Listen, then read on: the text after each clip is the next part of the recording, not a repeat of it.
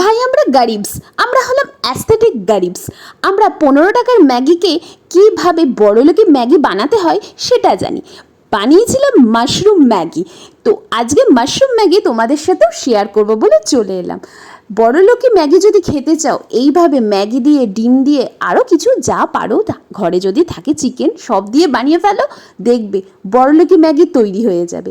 মাশরুমটা জোর আছে কিন্তু ভেজে নিয়েছিলাম, কারণ মাশরুম থেকে তো জানোই অনেক জল ছাড়ে। তো সেই জলগুলো শুকানোর জন্য গ্যাসের ফ্লেমটা একদম জোর করে দেবে। আর যখন মাশরুমটা ভাজবে কখনোই নুন দেবে না, না হলেই তাড়াতাড়ি জলও ছেড়ে দেবে আর তেমনি কালোও হয়ে যাবে।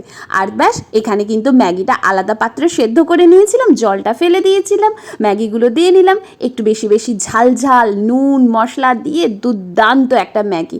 দেখেই মনে হচ্ছে পুরো বড়লোকি ম্যাগি। এর সাথে যদি একটা ডিম ফাটিয়ে দিয়ে দাও, ব্যাস আরও দারুণ।